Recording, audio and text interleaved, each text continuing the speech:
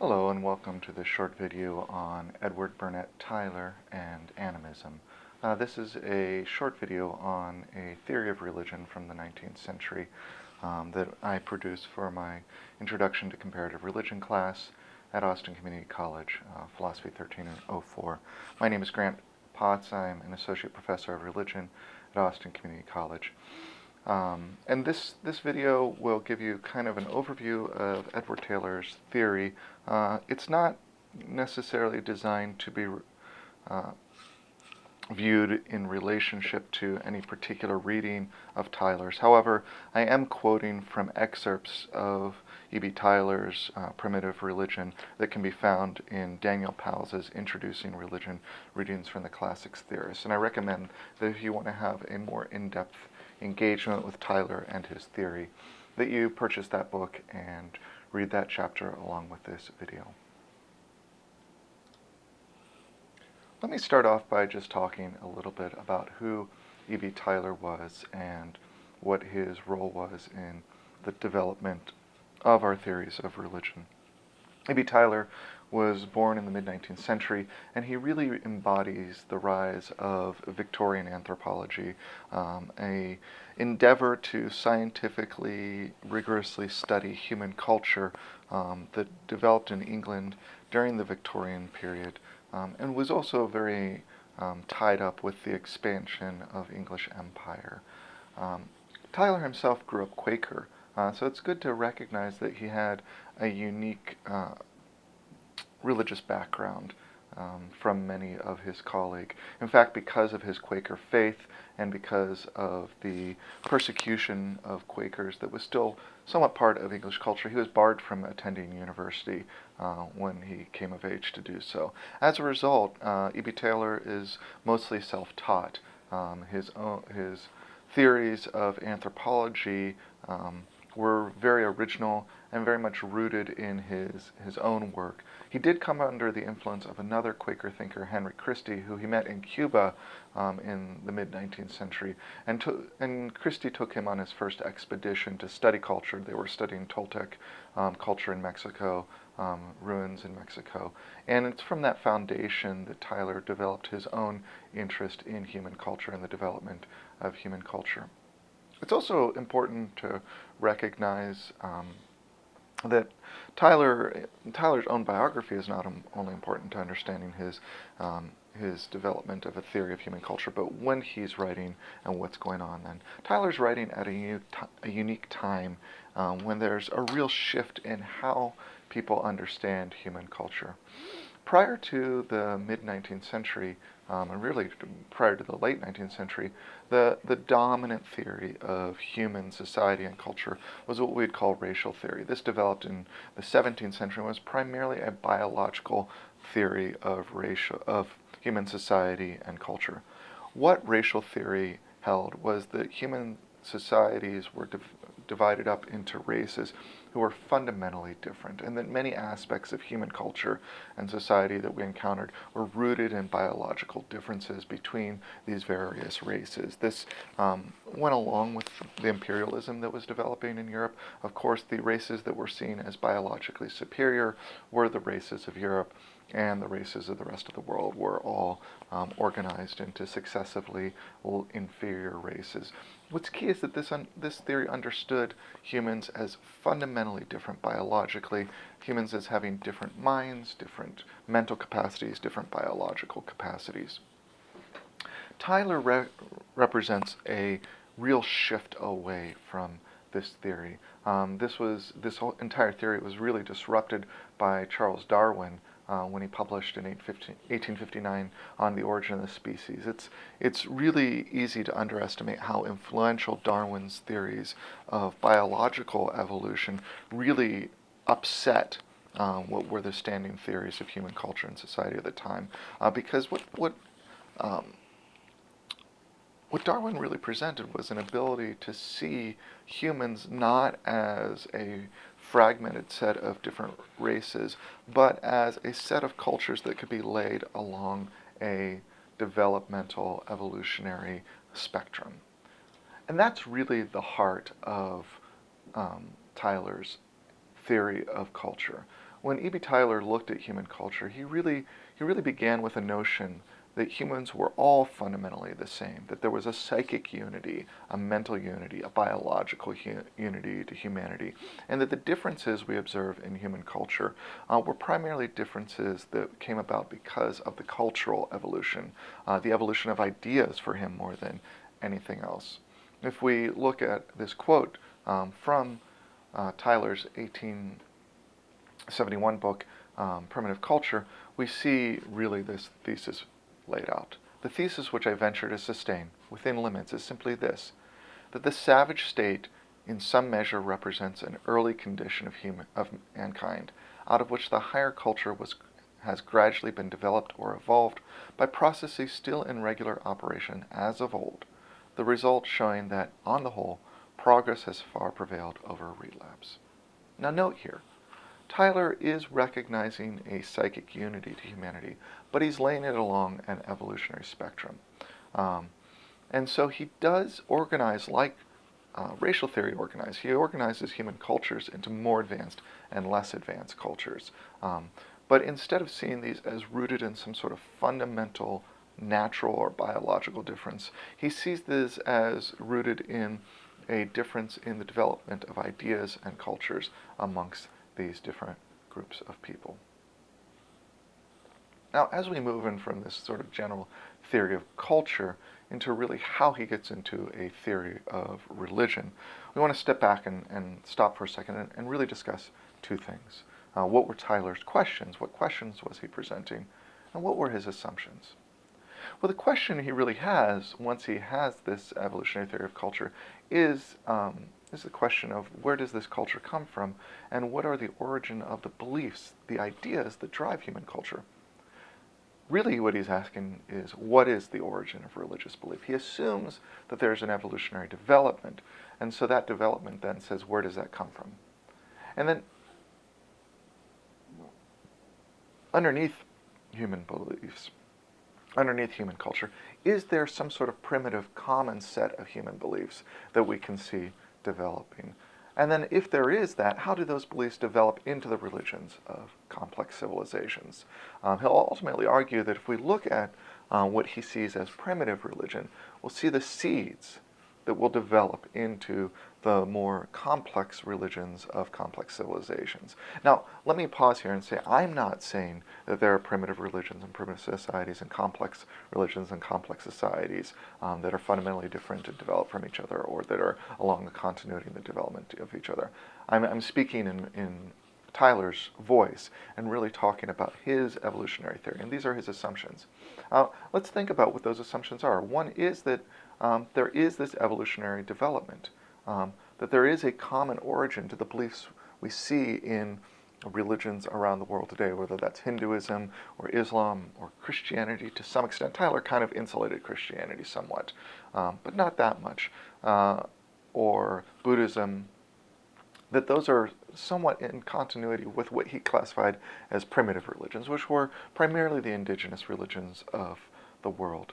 So that's one of his basic assumptions. The second assumption he has, though, is an assumption that culture and religion is really about what people think. This is what later writers will refer to as his intellectualist bias. He really has a sense that these are all reflections of theories about the world, that primitive peoples are asking questions like a scientist would ask questions and coming up with answers.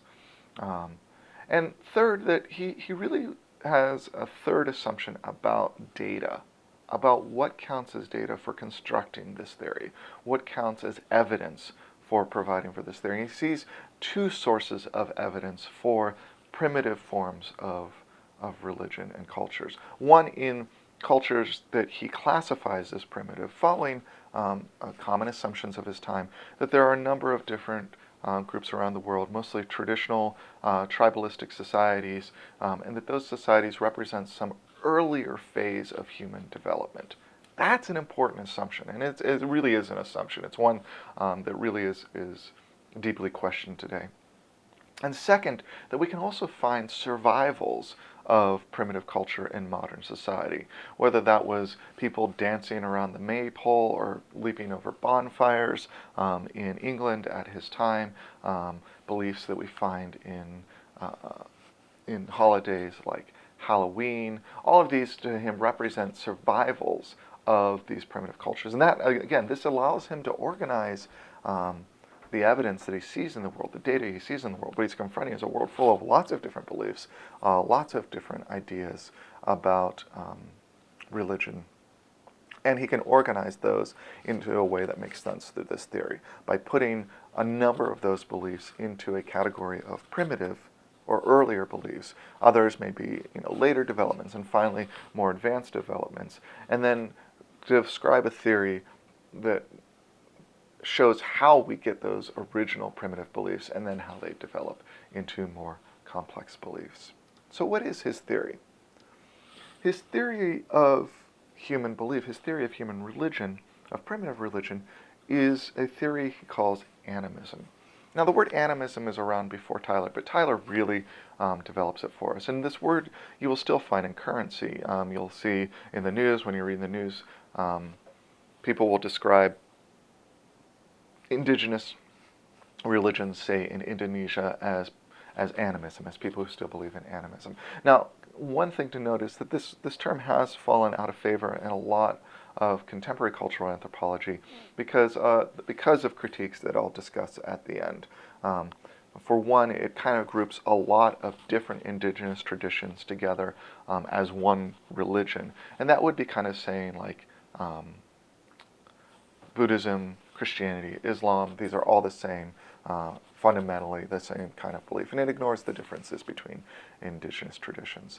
But stepping away from that, going back to his theory, let's see what this is. This theory of animism, he says, I propose here, under the name of animism, to investigate the deep-lying doctrine of spiritual beings, which embodies the very essence of spiritualistic as opposed to materialistic philosophy. Now note here a couple things. One, we can see here that what Tylor is really getting at is a contrast between two kinds of beliefs. One, what we would associate with religion, which is what he calls a spiritualistic belief system. And he defines religion really as something very simple. Religion is the belief in spiritual beings. That's what religion is for Tylor. And that's in contrast to a materialistic philosophy of the world, which looks for naturalistic explanations for phenomena instead of looking to spiritual beings to explain phenomena. So note here, he will divide basically two different theories of the world, and so he sees religion as a kind of theory of the world, in contrast to a scientific or materialistic theory of the world. Secondly, he's going to then see animism as this theory of the world. Part of what you really want to understand is that animism is still present for Tylor in all religious beliefs. It's just the most primitive, undeveloped form of those spiritual beliefs. You'll get more advanced ideas in his mind of what spiritual beings are and how they function that will eventually evolve into monotheism or some sort of monistic or theory of principles that might lay the groundwork for scientific thought in his theory of human development. But that this is all fundamentally a common framework that is rooted in animism. But what that looks like is relatively specific. And he's going to define animism along what he calls two great dogmas. Again, to quote from Tylor. It is habitually found that the theory of animism divides into two great dogmas, forming parts of one consistent doctrine. First, concerning the souls of individual creatures capable of existence under the death or destruction of the body. Second, concerning other spirits upward to the rank of powerful deities. Fundamentally, what animism is a belief that things have souls. That's what Tylor's theory is. He sees religion as rooted in this notion that there is a spiritual soul, and that this is basically rooted in two theories that the primitive philosopher would have. One, that human beings have souls, that we have a kind of spiritual double, And he roots this in, in dreams, in visions, in these experiences he sees humans as having that they have to explain. How is it that I go out of my body and travel to this other weird magical land where I see other bodies and other human forms when I'm dreaming, or when I take some substance that causes me to hallucinate, or even when I'm daydreaming and having some sort of visionary experience? How do I explain that? Well, I explain that for Tylor by developing the theory of the soul, that I have a double that travels outside of my body. And then the second theory is that other things have souls. Not only other humans, but other trees, trees, rocks, mountains, animals. All these things have souls, have a spiritual side, just as I do. To get a deeper sense of how this works, let's look at these 2 points. As he sees animistic theory developing, he sees it really coming out of this kind of question and answer. And here you can see this kind of intellectualist bias, where he sees the primitive religionist as really a kind of primitive philosopher. What the doctrine of the soul is among the lower races may be explained in stating the present theory of its development. It seems as though thinking men, as yet at a low level of culture, were deeply impressed by 2 groups of biological problems. In the first place, what is it that makes the difference between a living body and a dead one? What causes waking, sleep, trance, disease, death? In the second place, what are those human shapes which appear in dreams and visions? So he says, look, people are looking around at the world and they say, hey, when someone dies, there's something fundamentally different about them. They're not animated. Or when they're asleep, or when they're in trance, or when disease overcomes them, they seem to lose a kind of life force, a spirituality. What are those differences? Why, what is the difference between humans when they're dead and when they're alive, or when they're waking and when they're asleep? Well, what he says is then, primitive humans then say, oh wait, when I'm asleep, I seem to travel out of my body, and I seem to encounter other human shapes. Hey, maybe that answers this question. Maybe what happens when I'm asleep is that something in me, let's call it my soul, travels outside of my body and it encounters other souls. Or when I'm dead, it flees from my body completely and goes to another realm with other souls. Now, you can see here how his theory is working. He's speculating, he's projecting, he's using his imagination to project back into a narrative he's constructing of this kind of primitive philosopher. Now, if you look at the reading in Powell's, in Introducing Religion, the excerpt from Tylor, and you look at page 12 where this quote comes from, you'll see he begins with that speculation. He will then go on to mobilize a host of evidence from cultures around the world about notions of the soul, about what the word for soul is and how that relates to other souls. So his evidence isn't just speculative. He will begin with his speculation and then look around and survey evidence to try to support this. That noted, what he's not doing, he's kind of cherry-picking evidence from across cultures instead of going and investigating a particular culture with depth. And that's important to notice. That's going to be an important critique of Tylor. Now, the second aspect of his theory then was not just that we have souls as human beings and humans have souls, but that there are also, that the world is in soul, that the world is full of souls, that trees have souls, that rocks have souls, that animals have souls, that everything has a soul. And this is the second point, and this comes later in the reading from Powell's. For as the human body was held to live and act by virtue of its own inhabiting spirit's soul, so the operations of the world seem to be carried by the influence of spirits. And thus animism, starting as a philosophy of human life, extended and expanded itself until it became a philosophy of nature at large. So what he then says is, and this is actually a theory that goes back as early as David Hume, when David Hume says that the origin of religion is seeing faces or armies in the clouds and faces in the moon, and seeing agency there and attributing agency to the world. What he basically says, following this trajectory, is that humans recognize that they create things in the world. They recognize their own agency, and they act by virtue of this soul. They see this soul as the root of their agency. And so they then experience things. They experience weather. They experience changes in the world that seem to have an origin in some other agent, and attribute that to the souls of other beings, whether those are souls associated with material things like tree spirits, or, as he'll argue, as human culture develops into more sort of rarefied souls, gods of thunder, goddesses of the moon, etc. So what we end up with here then is a total theory of religion, a theory that religion is really about these ideas about how the world works.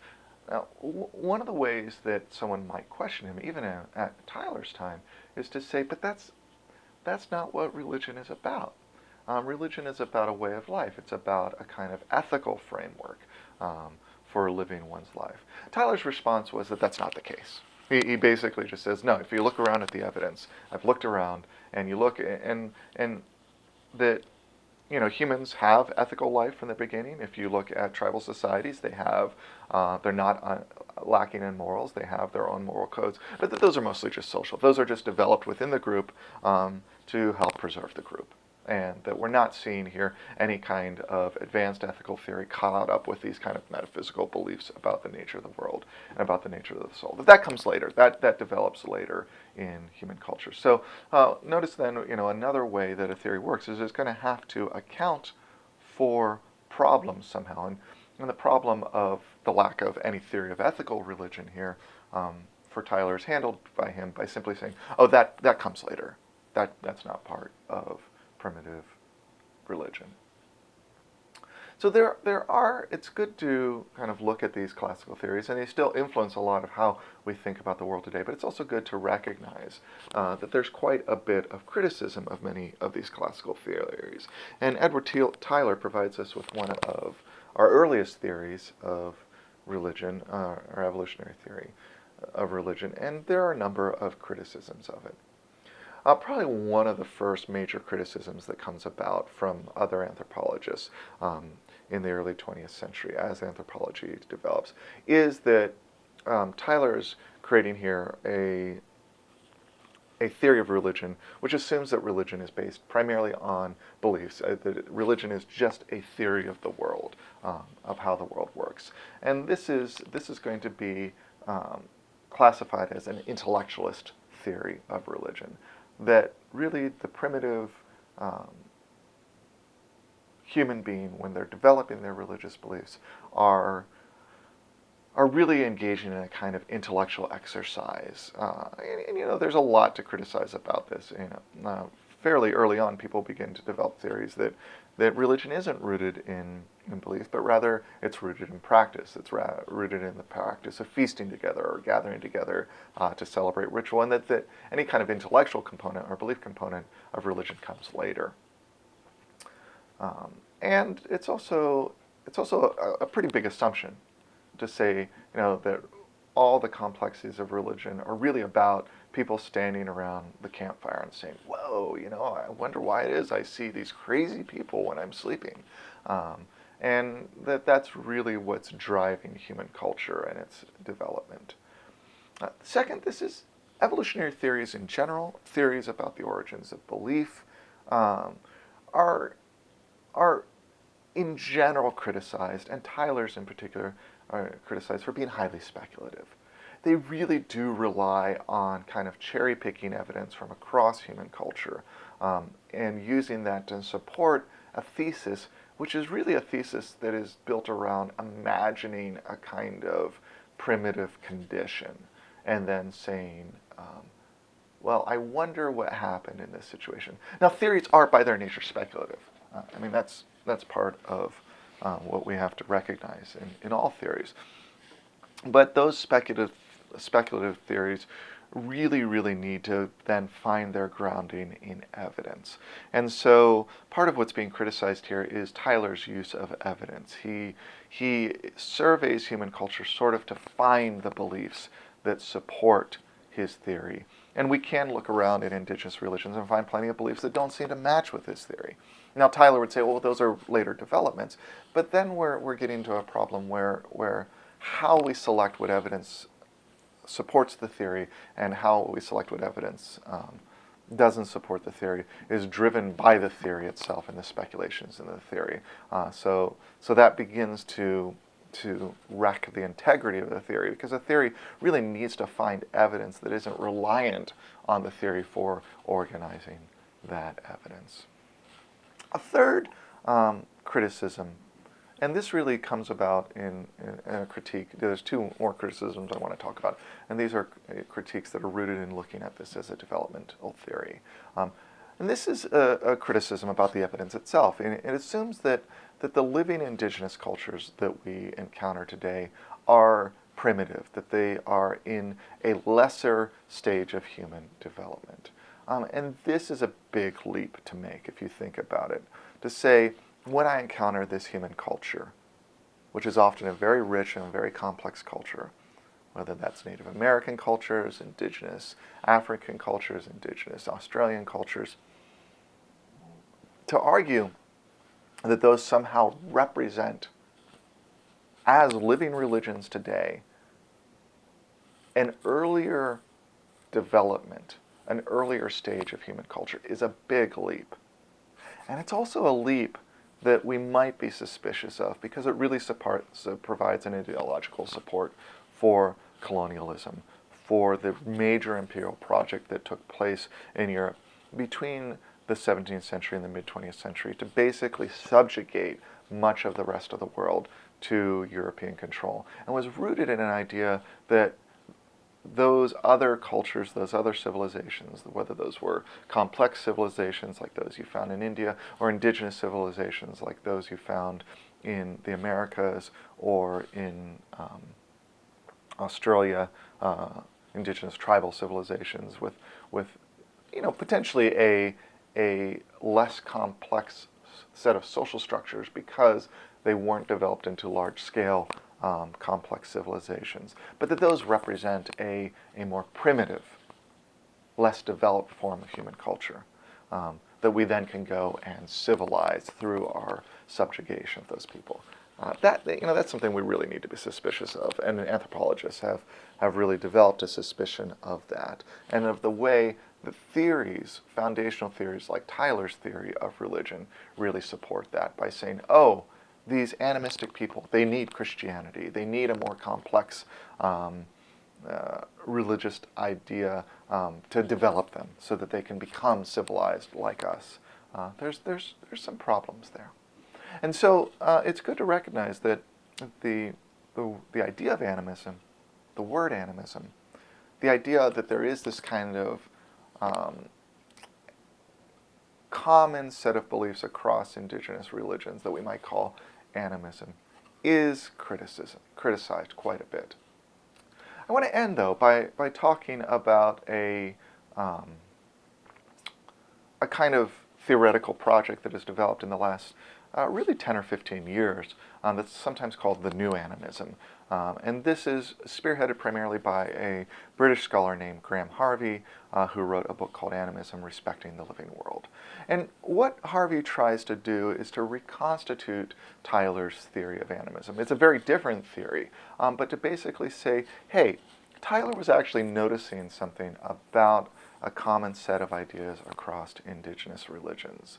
And we want to not necessarily just dismiss that because of the colonial enterprise, but to recognize that, yeah, maybe not all indigenous religions have this, but that there might be, instead of some sort of developmental commonality, that these are all primitive religions, some structural commonality that comes about because of the particular types of lifeways indigenous traditions have, because they often have lifeways that are lived in relationship to nature, because there is an ecological necessity to having a sustainable relationship with nature. And that Harvey will say we can see this in indigenous language, we can see this in the development of indigenous law in places like Australia, we can see this in the reconstitution of indigenous religions in contemporary pagan revivals, especially in their eco-pagan frameworks in places like England and the United States,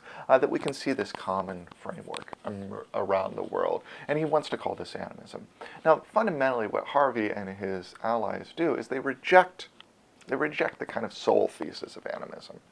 And instead they replace it, interestingly enough, with a theory that there is a common religious mode found across many indigenous traditions. Not all, but many. And that this is a mode that is, that doesn't represent a more primitive way of being. In some ways, Harvey will argue that it's a sophisticated way of being, and a way of being that he suggests we could learn a lot from. And that's a way of being that instead of being rooted in a theory that other things have a soul, is rooted in a theory that other things, other aspects of the world have agency, have personhood. That a tree is a person, a rock is a person, a mountain is a person. And this isn't necessarily a sense that those things have a kind of metaphysical agency, that there's some spirit in them that animates them. But rather, what he argues is a recognition that those things have ethical agency and ethical personhood. And so we have an ethical obligation, if we're in an animistic framework, to relate to those things as persons, to give them an ethical standing as persons.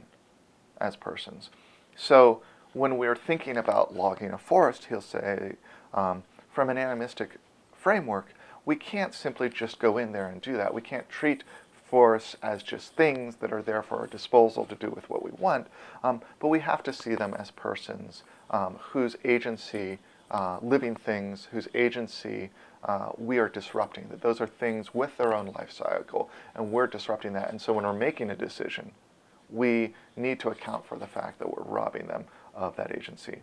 This is rooted then in a theory of relationship and reciprocity, that we need to recognize that we live in relationship with the natural world, and that there is a certain reciprocity that has to take place. When he surveys indigenous traditions, he recognizes that there's this reciprocity, a give and take, that if we are going to kill an animal to eat its meat, that there has to be something we give back in return, an exchange, a reciprocity. And this is rooted in a notion that this is what gives rise to a sustainable life cycle. So I just wanted to end with that to show you how, even though that there is substantial critique of a theory like Tylor's, it's not just that Tylor sort of provides a foundation of theories of religion that's eventually superseded, but that it still remains, even though whether we agree with Graham Harvey or not. And I think there's a lot of interesting material to look at in Harvey's theory, and would recommend his book to anyone. But, even whether we agree with that, the way a theory like Tylor's theory of animism remains in contemporary scholarship a potentially vital source for new theory, for new ideas about the nature of religion in the world today. Well, I thank you for spending some time learning about a classic theory of religion. I hope to make additional videos like this available in the future. So stop by and check out these videos when you get a chance. Thank you.